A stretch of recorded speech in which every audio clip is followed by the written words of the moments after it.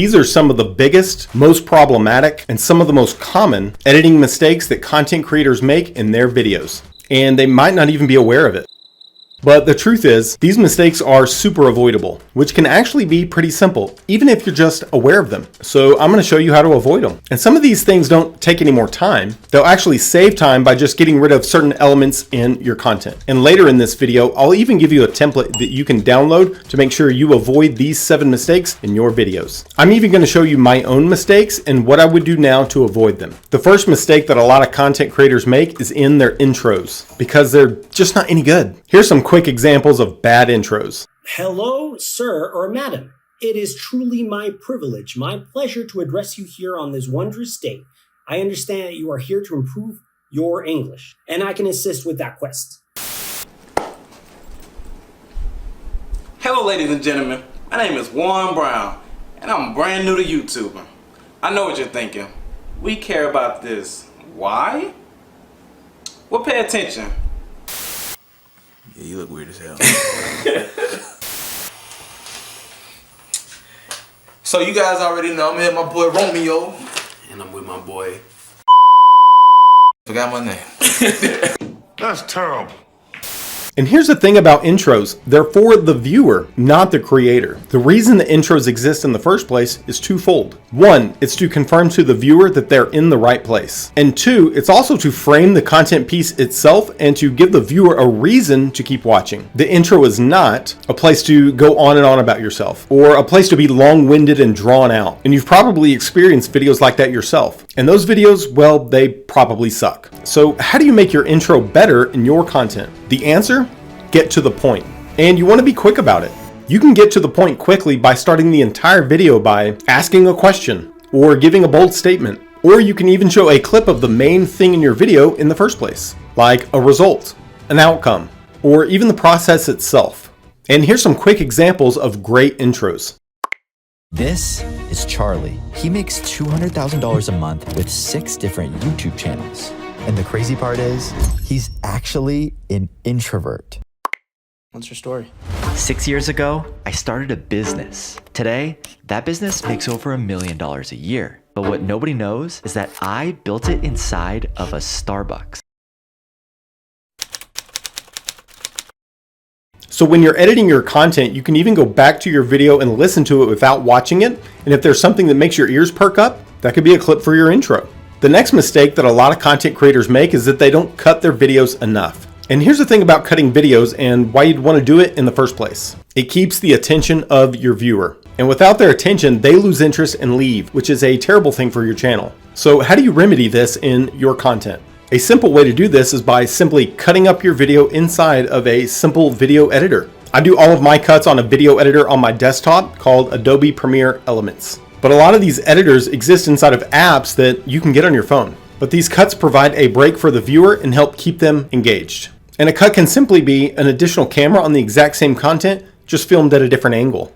Or a cut to some B-roll footage or a clip of something or whatever. The third mistake that a lot of content creators make is they don't show enough visuals in their video. And here's the thing about visuals in your videos. People are watching your video for a reason. Because, well, they want to watch it. They want to see the B-roll, they want to see the images, they want to see diagrams, they want to see even the text on screen. Even a simple zoom in or zoom out can add both a cut to the footage as well as a visual to your viewer. So how do you add visuals to your content? You show something. Maybe it's B-roll or an example of the thing that you're talking about in your video. And there are plenty of places that you can find awesome B-roll footage for your videos. I use story blocks for a lot of the B-roll footage in my videos. And when you search their site, not only will they have a lot of great options, but they also have an editor itself to make your B-roll footage personalized and stand out. And they also have music recommendations that usually pair well with their footage. And with a plan with Storyblocks, you can use this footage copyright free when you upload to YouTube. If you want to check out Storyblocks, I've left a link in the description of this video. But for a lot of years, I would make video content that just had me writing on a whiteboard. And it worked. It was content that had a visual. I was teaching something, and those videos simply showed me writing on a whiteboard or writing on my iPad. So you have a ton of options when it comes to visuals. The fourth mistake that a lot of content creators make is that they don't make audio a priority. And here's the thing about audio. People will leave a video with bad audio far sooner than they'll leave a video with great audio but poor video. Case in point, I've left videos up on my channel that I recorded years ago, and the video quality itself is terrible. And the problem with that is I was actually trying to do a lesson for something that I was trying to teach with an Excel document. And you can hardly make out what I was trying to type on the screen, but people stuck around because there was great content and great audio. So how do you remedy this in your content? Invest in a microphone that can give you great audio. And when you finally get your new mic, take the time to actually go through and properly learn how to use it. It's so worth it. The next mistake that a lot of content creators make is that they don't frame their content with music. They either have music that's too loud, too soft, too fast, too slow. And here's the thing about music. Think of it like a frame for a picture. And so what do I mean by that? So during my senior year in college, I took some classes called Ballroom Dancing 1 and 2. Super proud of that. But my instructor said that during the ballroom dance, the lady in the dance is like the picture and the man in the dance is like the frame. So the focus of the dance is on the lady, but a proper frame sure does make the picture stand out even more. And the same thing is true for music in your content. Your content is the visual picture, but the music playing sure can make your videos stand out. But a huge concern with music is finding royalty-free music that you can add to your videos on YouTube. Personally, I use Envato Elements for a lot of the background music on my videos. You can search for music by genre, instrument.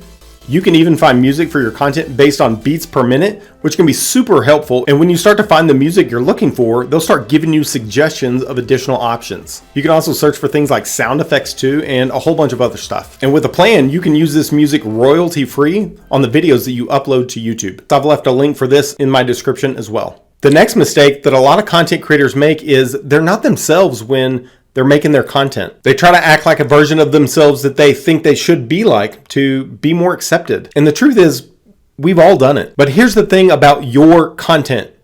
It's yours. And the longer you're in this game of content creation, you realize more and more that people want more of you, not a watered down version of you. And the people that are going to follow you are going to follow you for a reason. So how do you remedy this in your content?